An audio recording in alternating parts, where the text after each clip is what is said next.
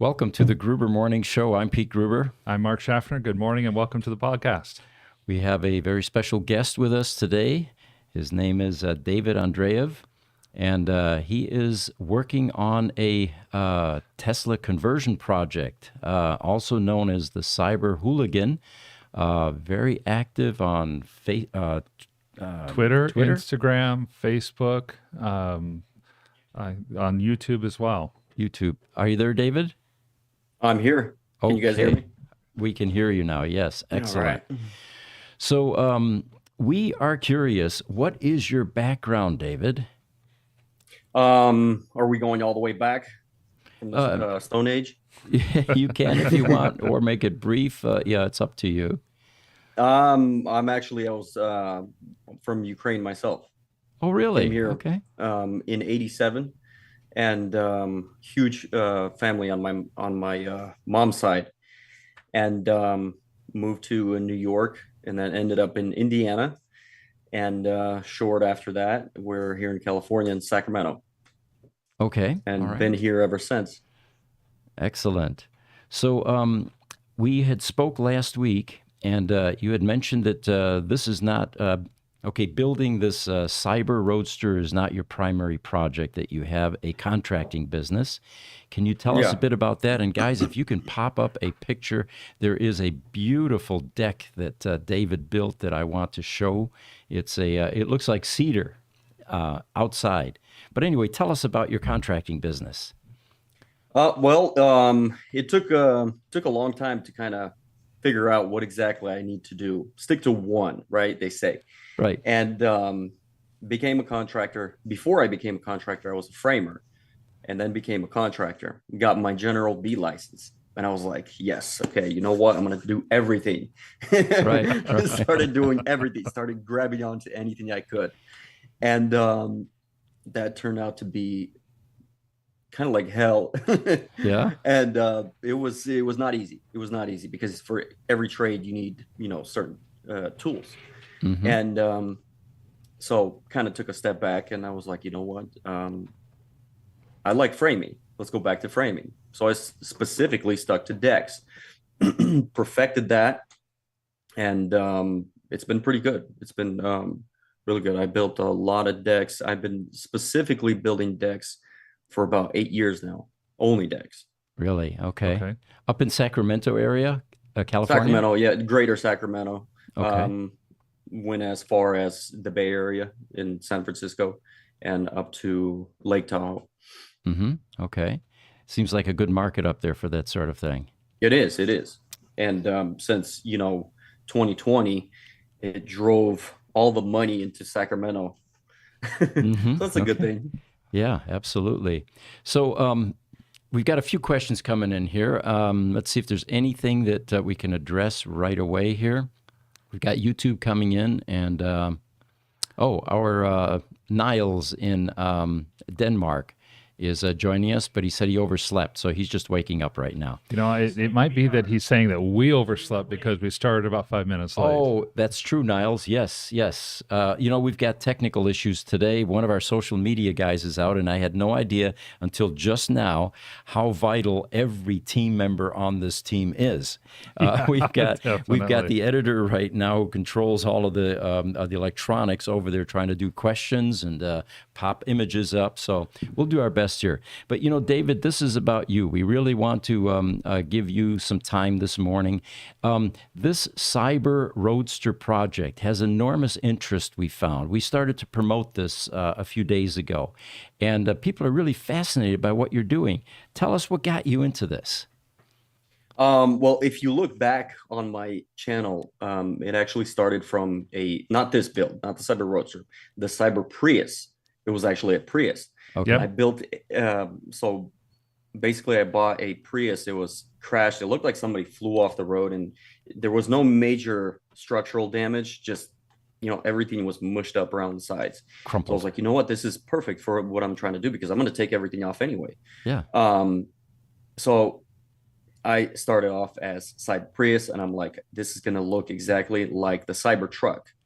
Right. And then about, I want to say 30% of the build, I kind of realized what I did a little mistake. I cut the Prius in half from basically in the mid. I took out the back seats and basically, duct taped it back together. And I started the build, started the front. If you look on my page, kind of go down, the front end looks exactly like a Cybertruck. It was really close. I did the lighting, I did everything, the hood, the bumper, the way the fenders come together. And by the time of doing, I want to say the fenders, I was like, yeah, I messed up because I cut the car too short. And if I made it look like a Cybertruck, it would look like a pyramid driving down the road. Right. So I was like, okay, that's fine. I can pull that still up. make this work. Please. So I made it into a open side by side for off-roading. It's lifted in the front 1 inch. It has some that one right there. There we go. It was really cool off-roading. Really cool car. And if you find the video of where we took it off-roading, that'll kind of show you the end result. But yeah, this is a Prius. This is a Prius C, 2014, right there. Yep. Oh my God, look at that. That is crumpled. Yes. But I see what you're seeing. There's enough frame there. There's enough to work it with. Wasn't nothing major to where I need to cut anything or pull anything. I just took everything off. Yeah. You're not going to want to put a Prius back on the road here, not with this much damage. Oh. Brilliant. I'll try and find the other video. Okay. So it was the Prius build that actually got you interested in doing something more than that. And why did you select? So basically leading up to that. So yeah. I kind of, messed up, how I said I cut it too short, finished it. And basically that was only for off-roading. You can't drive that car on the road, especially in California. You'll probably get 10 years in prison for that thing. Right. So basically, I somewhat messed up and then kind of finished it and couldn't really do much more to that car. And I've had this idea in the back of my mind to do this with a Tesla in the beginning.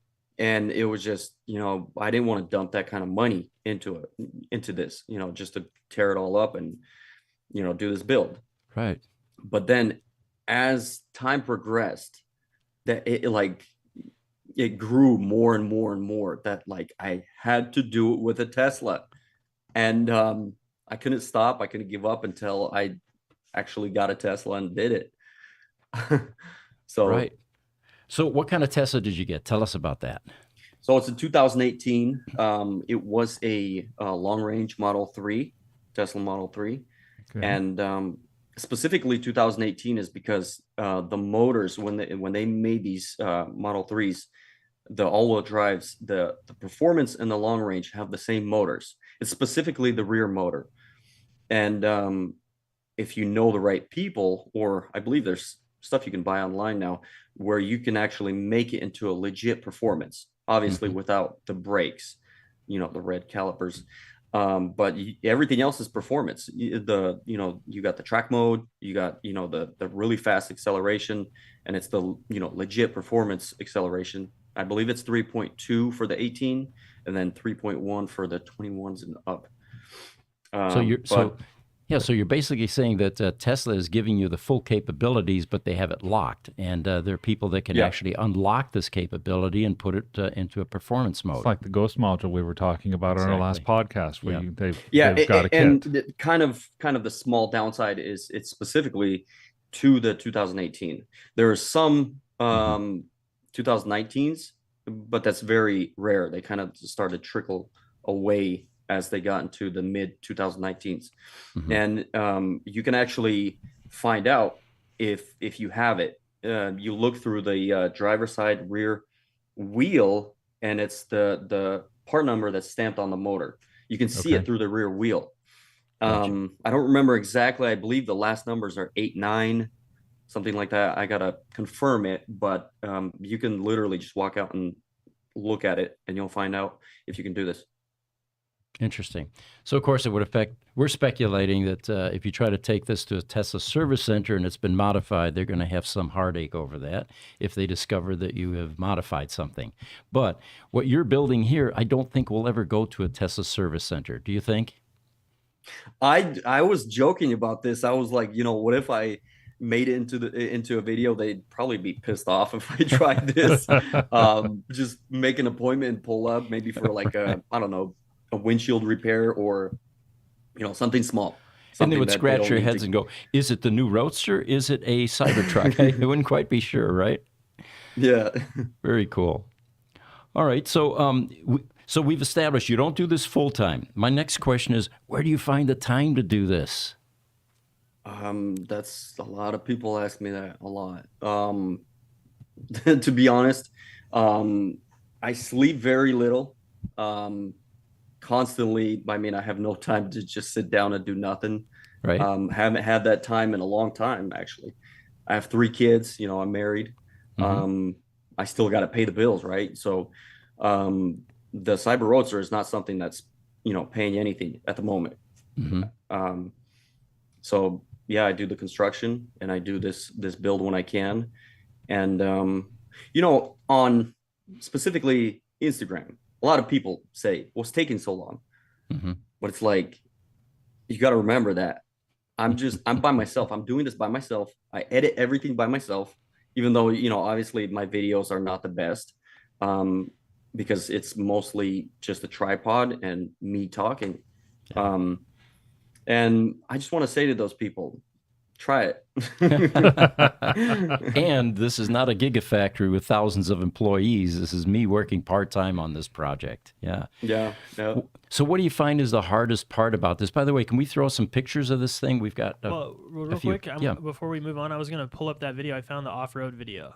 Okay. Oh, all right. yes, please. Let's do the off road video. You bet. All right. This was 3 of us off-roading. It was somewhere near South Lake Tahoe. And there's no speed limiter on this thing. Right. So it is quick. It's like a Prius on the streets. Wow. And surprisingly, this thing was really good off-road. You would think, because it's just a front-wheel drive, but it is front heavy. Uh-huh. Most of that weight is in the front with that smaller battery that's in the rear. So yeah, that Thing thing is was so pretty cool. good off-road. It surprised me.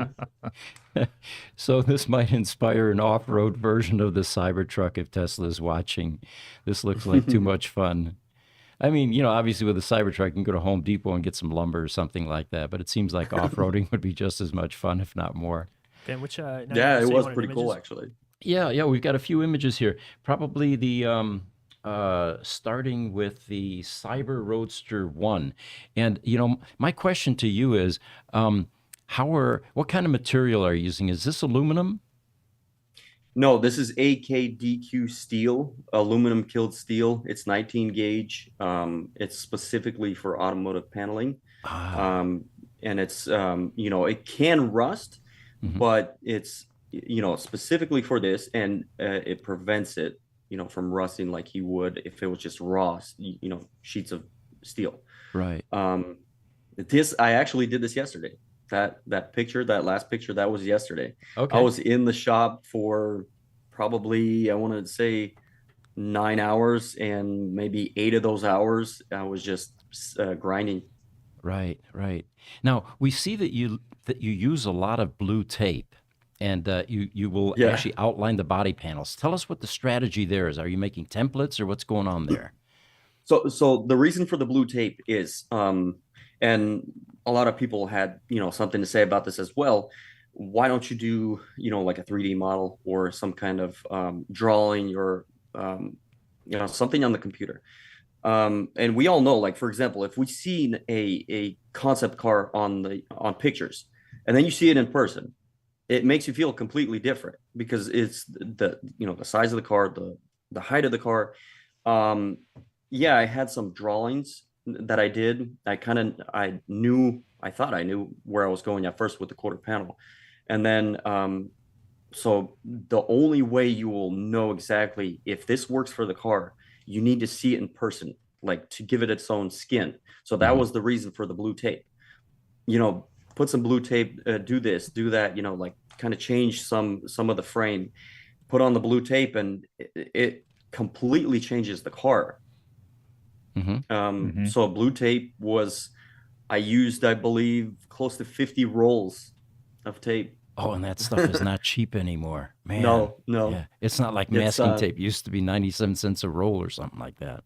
yeah, and that's the frog tape, so it's expensive. Oh boy. I got to reach out to those people. Yeah. So this drives now. I saw one of the videos. You were actually moving this around, driving. Yeah. Oh, Is that right? it drove since basically day one. Well, Okay. I got the car. It was crashed at first. I had to fix it. You know, I had to basically fix it for it to drive. I registered the car, put everything together. I didn't paint it. There was like kind of couple different body parts, color body parts, and that was the idea. Basically, imagine if I was to go and try to register this thing in California right now. They'd be like, "Are you crazy?" You know. Yeah. So, Yeah. the idea is basically I registered it, then I start to build, and it's a small modification, right? The car's Very tiny. registered, it Yeah. can drive. Yeah. They won't even notice it. Yeah. And you know, everything's going to be street legal. It's all going to have the original lighting. The headlights are original on the tail lights, because they work off of one LED strip. It's like, what is it, like 2.5 inches wide. Take that out of the tail lights, and you know, that's going to be under my Cyber, you know, red light in the back. So all the lighting is going to be pretty much original. I'm just adding to it. Okay. Now, what is it? You know, obviously, go ahead. Oh, I'm sorry. You know, when I started watching through your videos, which I found to be incredibly fascinating, I'm thinking, okay, this is an auto body parts professional guy, because I mean, just watch, you pull everything off on day one, and you do your disassembly, you get your wheel on, and man, I thought you were going to catch that trailer on fire with all the smoke that I saw from that wheel. But then I find out you're in construction. So where's your experience from automotive come from? So if you know, anybody who's in the Slavic community, they know, for some reason they all mess with cars. You know, we all start from super smashed cars, and then we realize, okay, that's not smart. We start moving on to less beat up cars, and we, you know, fix them. So I've been working on cars, you know, I've been in construction since I was 13. I've been working on cars since I got my driver's license. I was almost 17. So from, you know, my first car to up until now, I want to say I had probably close to 70 different cars that I fixed, and they were, you know, nothing obviously like the Cyber Roadster. It was something that, you know, I bought from the auction, you know, fix it, and it was mostly like a side hustle, you know, make some money on the side. Sometimes you win some, sometimes you lose, you know, and you learn a lot, you know, from cars. You come to find out that it's like Legos for adults, you know. I love it. It's fun. And you know, then the Cyber Roadster is the first time I've ever done something of this, you know, magnitude. So somewhere in your description, you even mentioned another brand. We've got Cyber Truck, we've got you know, the new Tesla Roadster, but you also mentioned Lamborghini. Now, I can see some design elements there, but where did that third brand come from that you're inserting in this car? So basically, a mix of Cybertruck and Lamborghini was the first, I want to say, first idea of this Cyber Roadster build. Okay. If you look at the design, like for example, where the shoulder comes down into the hips, the rear hips, that kind of gives it a Lamborghini vibe. There's little subtleties here and there, but I wanted to make it its own, kind of point in the direction of Cybertruck. Obviously, Cybertruck is just, you know, it has no style, straight, looks crazy. It's going to look crazy when it's on the road. Um, The closest picture we have, Cyber Roadster -1, Jesse. If we can pop that up, that to me reminds me, it's got that Lamborghini vibe. The wide stance on the rear wheels, the fender flaring out a bit. If we can pop up that image, maybe we can corroborate that that's what you were going for here. And by the way, your welding skills are phenomenal. Yeah, I've been watching your progress here. So this is the rear. Is this kind of more the Lamborghini look that you're going for? you see up there, so right here, if you look at this picture, you're gonna say this has a little bit too much lines, too much design, but you need to kind of look at this as it's finished painted. You're not going to see most of these lines in this body. So when you stand, if you look at this in the front quarter view, it looks like almost, I want to say, like robotic shoulder pads on this car. That's Right. what those rear hips look like.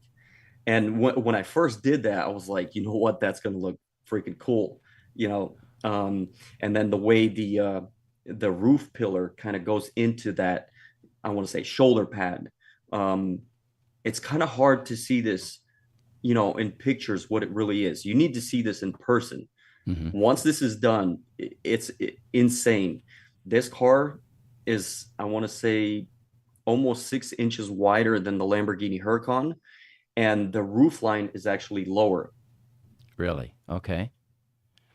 Now, how do you intend to finish the car in terms of glass? Somewhere you mentioned that you're going to have 3 glass panels there. Can you talk about that a bit? So the front, the windshield is going to be the original with the cameras.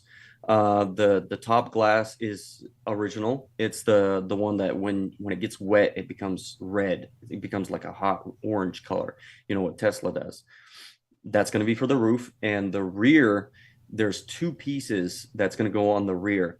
So the one that's flat down, there's going to be these huge red fake batteries that are going to light up Tesla behind glass. That's what I got going on for that bottom part. And there, it's going to be seen. I already have everything to do that. I'm just, focused on the finished part itself. And then that rear glass is going to be, it's kind of at a slant. It's kind of hard to see it in the picture. It's almost 8 inches tall. And the width, I think it was like 28 inches. It could be wrong. Been doing a lot of measurements on this thing lately. Don't really remember. All right, real quick, I'm gonna pull up a video. Yeah. I'm gonna have one of the comments cut off because it's not a so nice comment. I see what you mean when you're talking about people saying just finish your projects. So let me pull this up. Well, they're impatient. They're impatient with Tesla too. Yeah, you're not the only one that they're impatient with, so don't worry about it, David. Oh, there we go. See, now there's the front, with the windshield, all that stuff. So it's cool.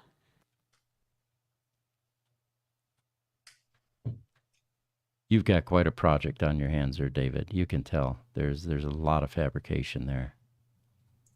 And the brainstorming is pretty much done. There's really not much left of brainstorming to do. There's another video, Jesse. It's in a link in a text file called the Hammer video. If you can bring that up. In the meantime, I want to share with the audience that I watched some of David's other videos, and David, you have an amazing sense of humor. The wine video got me too.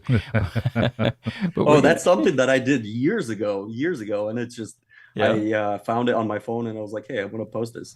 Well, this one did really well. It's got 900,000 likes. Let me pull this up here. Really? Wow. Almost 1 million likes on this. Are you talking about the Hammer?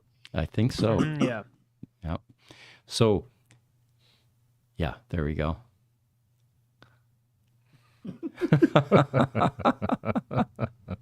And I'm thinking to myself, this guy is so talented. And then somebody in the audience picked up on what's going on here. And I thought, okay, why didn't I catch that myself?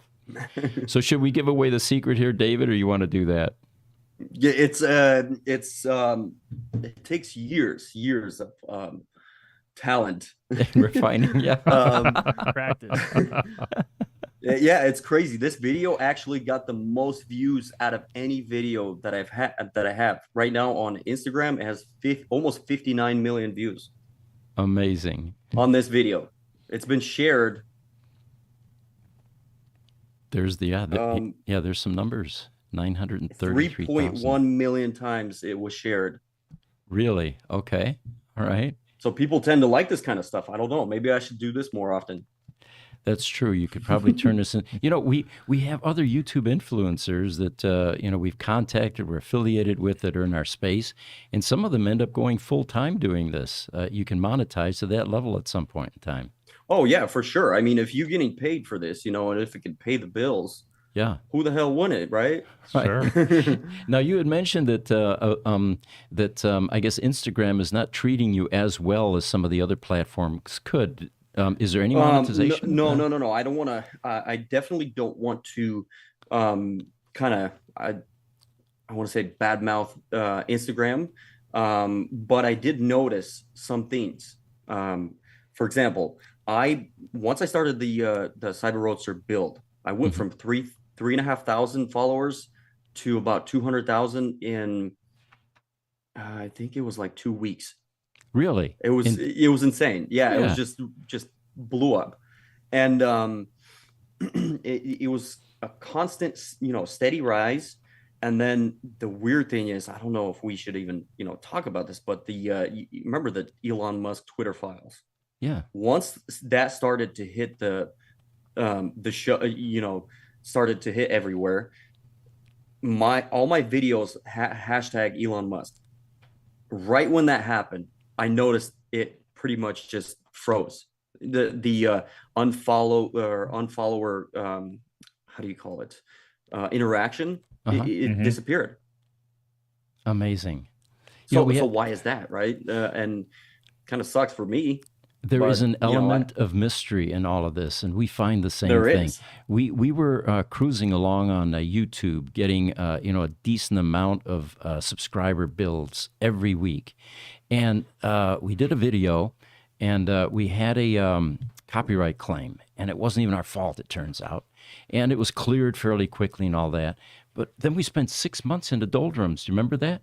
We were just going nowhere, going sideways. A lot of damage done by that copyright claim. Yeah. And so there is an element of mystery in all the social media stuff. We're still trying to figure it out ourselves. So I know what you're experiencing. But there's some unfairness there for sure. Yeah. Your YouTube channel is about 21,000, I think it is right now. Yeah. Yeah. Is that growing okay for you? Yeah, it's growing. Definitely, I noticed the more you post, the quicker it grows. Yeah, it's growing. It's definitely steadily growing. I think it was when I remember who it was. It was a automotive page posted me, and I actually gained like 2,000 subscribers in one day. I remember. I don't remember exactly who it was because once the first one did it, there was a bunch of other ones that did it, and they pretty much copied and pasted their story. But I believe it was Carbuzz, maybe. Carbuzz was one of them, and then everybody had it. I was actually on CNN too, I believe. Were you? There you go. Yeah. Fascinating. So everybody asks, at least that I've seen, do you have any scaling plans? Are you going to continue to build these once this is done? Are you going to become a competitor to Tesla, building a new Tesla Roadster Cyber combination?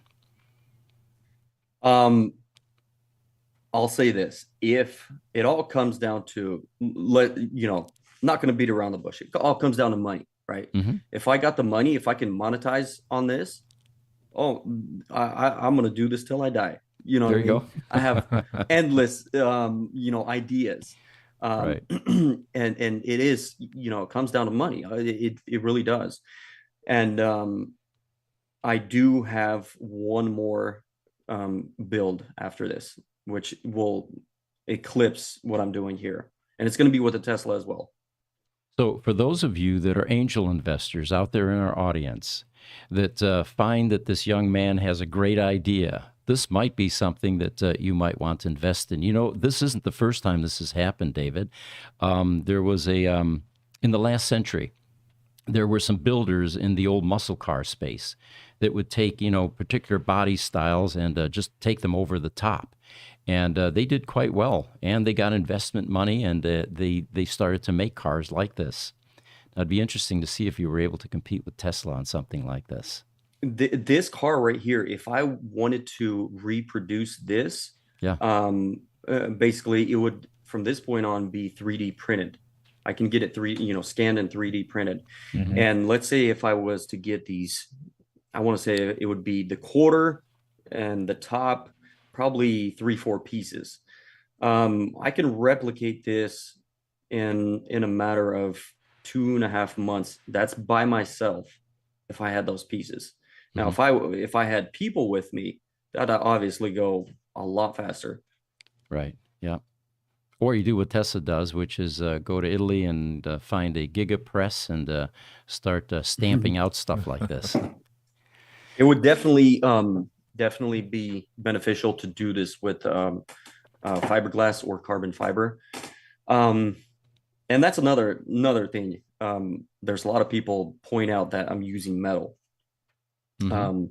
And I did my own calculations. What's the weight of this metal? So, if I was to use fiberglass versus the metal, the difference would be roughly 40 pounds. Not that much. So Wow. it's really not that much. People think they see it, it looks like a hunk of lead. You know what I mean? But this metal is pretty thin. If you take a piece of metal, you just bend it with your hands, and it stays that shape, that form. And some really, really good stuff easy to work with. That's why I decided, you know what, I'm gonna work with this metal. It's really easy to shape, and 40, 50 pounds, that's really not much to speak of. You know what I mean? Yeah. I mean, Mhm. the windshield weighs almost as much as all that.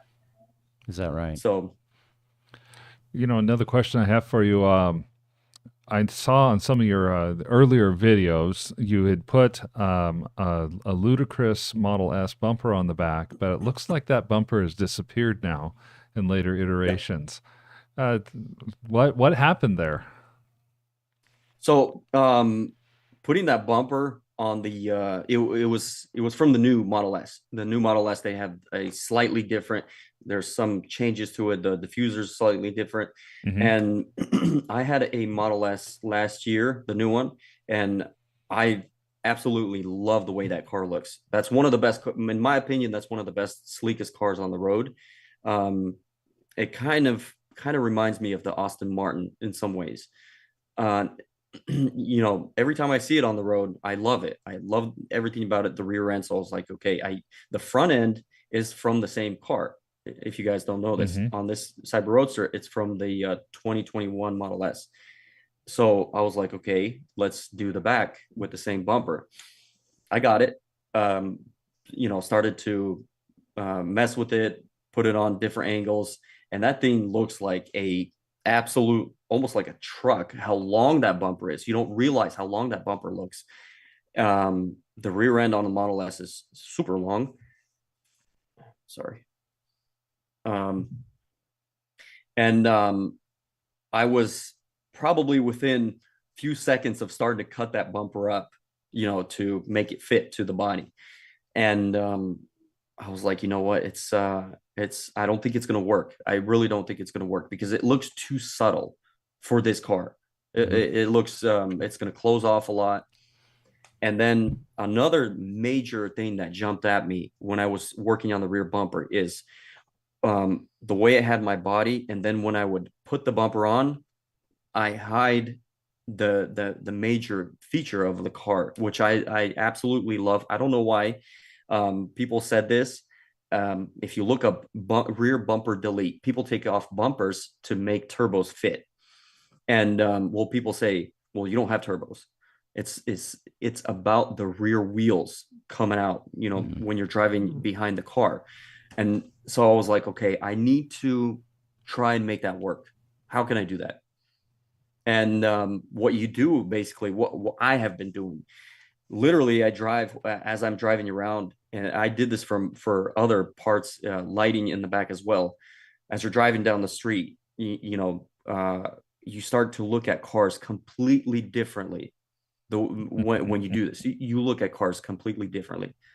And there's some cars you'll look at them and you're like, what the hell were the engineers thinking, making it so disgusting? But not to hate, but it's like, that's how you start to view other cars. And how I did the rear bumper, the way I do have it now, is the FRS, the GT86, or the Subaru BRZ. That car, small little sports car. It's actually a pretty narrow car compared to this. I remember seeing a BRZ driving, and I was like, that would be pretty cool if I took that and I used that huge black space as the diffuser, because their diffuser, it's black, but it kind of just goes down. It's very subtle, but that part is blacked out.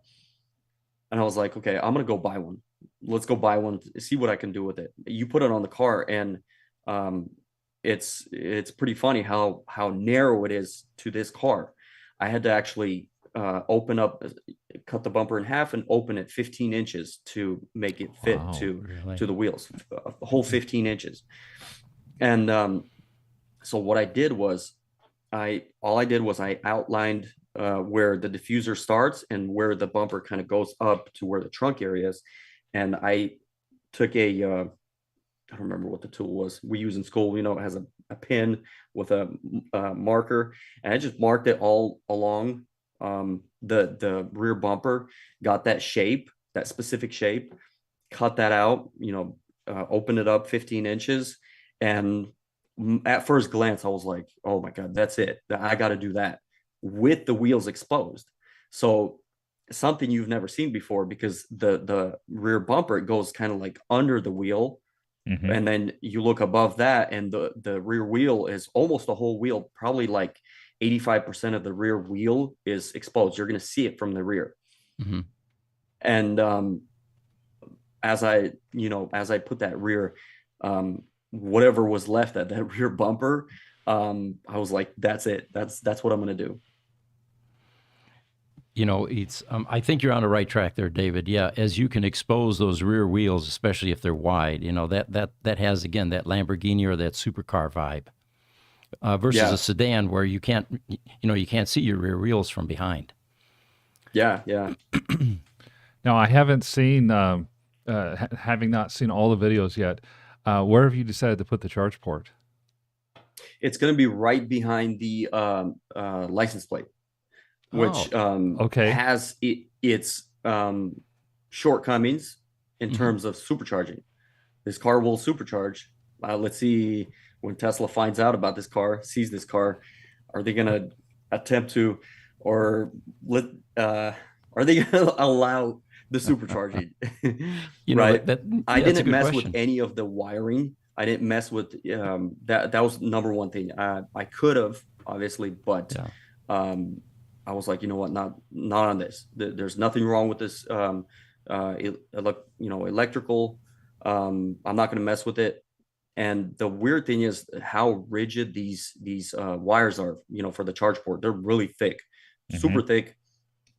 Excuse me. And when you where the charger is, once you move it, it's super hard to bend it to where exactly you want it. And it turns out that it works perfect, right behind the license plate. And as I was saying, shortcomings is the supercharger will not reach if you're on that designated spot. So the only way to supercharge is I would have to take up 2 spots, drive up, smack dab to the center of the supercharger.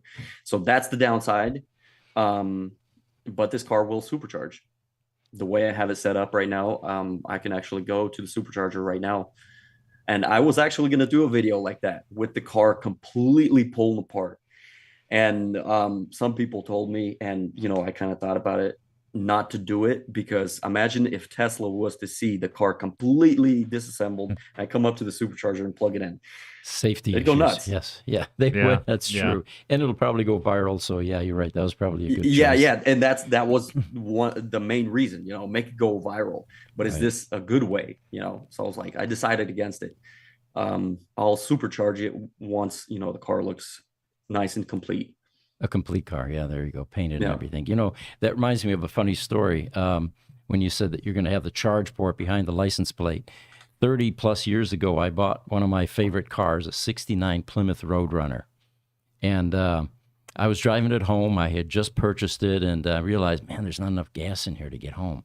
So I pulled in a gas station, and I start walking around the car, and I'm saying, where is the gas tank? Couldn't find it. Well, this old timer walks over. Remember, this is 30 years Yeah, ago. I was yeah. young back then, so Yeah, I was an okay. old guy, right? He says, "Oh, it's behind the license plate. Just flip it down." And sure enough, that was where I needed to put the gas. But yeah, that reminded me of that. We've got a bunch of questions coming in. We can entertain a few of them here. We've got YouTube. Igor Sure. Koski. He's saying YouTube pays the least. Do 1-minute videos, and you can actually make as much for the long videos. Okay, good advice. Yep. One of our regular viewers from TikTok, Van Goatwagon, welcome back. He says, Master Hammer Baiter. So he liked your hammer. Which video was that? YouTube, Trucker Alistair is another regular visitor on our shows, and he says, the Matrix guys and a third agent. Greetings from New Brunswick, Canada.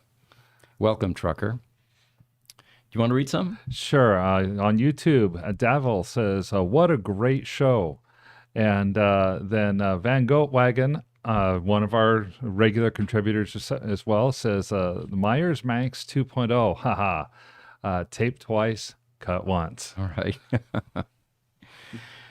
And then Trevor Galbraith on LinkedIn. This is one of the questions that we get on a regular basis. Why are you all wearing shades indoors? Are you worried about retina mapping and recognition? That's kind of a new theory too. We're definitely going to add that to the frequently asked questions list. And that's one of the things we've been doing, David, as we collect these sunglass questions is we're going to eventually do a video, and we'll have an FAQ section on our website that, and it's entertaining because, yeah, there's some pretty good comments there. Again, I have to say this over and over again, but David, you're going to like this. I always wear these when we're doing videos over in a service center. And somebody at one point pointed out, man, he sure moves fast for a blind man. Which, by the way, if you need any technical advice, Gruber Motor Company, we tear down stuff all the time. We work mostly on Roadsters and out of warranty Model S's. We've seen a few Model 3s. But, yeah, we do have some parts, and we may be able to help you at certain points. Now, another question that I happen to have, has the online attention that you've been getting, especially now that, it seems like the press started to pick this up this spring, so you're getting a lot of attention on Instagram, the press articles, has it been helping or affecting your construction business at all? No, actually. They don't I try to connect it- keep that separate, completely separate. Oh, okay. Gotcha. Okay. For example, if you know where to look, you're going to find all my personal info. Maybe I shouldn't have said that, but I just want to keep that. These days anybody will separate. find you if they want to. Yeah. But if you need a deck, hey, I'm here. All right, all right, Sure. we'll give it a little plug. And by the Sure. way, I just based on the pictures that I pulled down, David does superb work. Yeah, take a look at some of these. This is some. I've great- been a perfectionist pretty much all my life. It shows. Yep. Yeah. Yeah, the excellence in your work from Wave Construction, actually, it definitely shows. And you know what? You really don't have to advertise very much when you do that type of work because you get word of mouth, and excellence like this is always rewarded. Yeah, look at this. Now, did you do any welding here? I see some steel cables in the banisters and in the rails. Yeah, this is where my welding skills came into play. Gotcha. So the railing, this is actually, when we come on the job, this is actually all custom built to the deck itself. So basically, the posts, we first the post plates get bolted onto the deck, then basically weld from ground up, and then all these this is all completely custom right here. And then before we pull the cables through, this is all painted an automotive black. Okay. That is amazing. Very durable. Yeah. And it looks like you got turnbuckles there. You can tighten those slats in between, and Yep. very nice. Yeah. Excellent work. Now, have commenters on some of your videos at all influenced any of your design or build choices as you've done your build? You know what? I would be lying if I said no. It did give me some ideas. Okay. I want to say, subtle, but I would say, yeah, some comments, even though reading comments is definitely, I should say, you shouldn't be reading all your comments. Yeah, that's a good way to put it. With a project like this, though, you create a community, and people become they feel like they're part of it. And I think that there would probably be a lot of suggestions that come out of this, not all of which, of course, you'll want to respond to or put into play. And most is very positive, and there from time to time there's going to be somebody that just wants to piss somebody off. You know what I mean? Sure. Right. Sure. Now, we have a question that just came in from a regular contributor, Crunch to Grace Hopper. She says, I'd like to Teslarize my Mazda RX-8. What does David suggest for those that are in the same boat? RX-8? Yes. Well, the main thing is the powertrain, obviously. But if you want to make it look more like futuristic, it all comes down to the lighting. Simple as the lighting. That's where it starts, and then goes on to the body. Interesting. Do you see major challenges in the drivetrain conversion? I don't honestly. I don't think so. I don't think so. Well, why I say that is because I'm comparing this to what I'm doing here, and I don't think it would be as hard. It's going to be quite a job, though. That's for sure. Well, we get asked this all the time. I've got a 69 Torino, and I want to electrify it, and I want to put a Tesla Model S drivetrain in it. And, there's an enormous amount of fabrication that takes place. You got a transmission tunnel. You've got where you're going to put the batteries, for example. It's not quite like the Model S where you've got a cutout for that 1,200-pound battery pack. But nonetheless, you can see it coming. It's going to be a huge industry, converting ICE engine cars to EV and putting EV drivetrains in there. Oh yeah, 100%. Definitely. It's for example, anybody who's driven a Tesla for the first time, you remember that experience. Yep. And you're instantly hooked. And same thing with me. The first time I drove a Model 3, performance Model 3, I was like, oh my God, is there something like this? I was completely hooked. And I've been a Tesla guy ever since. EVs are definitely going to take over. And I think the takeover didn't even start yet, to be honest, because people just don't realize what they are. A lot of times people told me, I seen some comments, people say, electric car guys, they don't have a soul, or, just, we don't know what we're talking about. We're not car guys, right? Well, drive a Tesla, drive a performance Model 3. It's going to give you a rush that a very small amount of gas cars can give you. You know what I mean? So it's like, if that's our future, then, oh my God, get rid of gas cars right now. Yeah, one of the most successful things that Tesla showrooms did was allowing people to take test drives with their vehicles. They sold themselves. Yeah. Oh yeah, that's for sure. 100%. Yeah. I've got some friends that are very much into the traditional ICE engines and stuff. One of them gave me a comment recently that says, you know what you call the Ford Mustang Mach EV, the Mach E electric vehicle? I'm like, no. And he says, they call it a gelding. Oh, really? Yeah. It's the same type of thing. Yep. There's some naysayers left, but boy, the conversion's happening quickly. Well, David, so it sounds like you're making progress on this. I won't ask you when it's going to be completed because everybody does, but in the meantime, yeah, it looks like you're doing some great work with this. Thank you. So, yeah, the so we already talked about what you're going to do in the future. You may want to replicate and continue depending on the amount of investment available. So any of you out there listening, here's a young man that has a great idea, and it looks like his design skills are top-notch. He's a perfectionist. He's definitely a wonderful fabricator. One of the things I'd suggest once you get rolling, or if you go into production on this, carbon fiber works well too. That's what the Tesla Roadster is built out of. Not necessarily for weight savings, but just from a fabrication standpoint. Once you build those molds, you just replicate from there. Yep. Yeah. Is there anything else you want to share with our audience before we close here? I'm actually planning on possibly doing a giveaway on this car. Really? When Tell I'm us about that. Yeah. It's a possibility. It's an idea for now, but it's going to be specifically from my highest amount of followers. It's going to be from Instagram. Okay. But like I said, it's just an idea for now.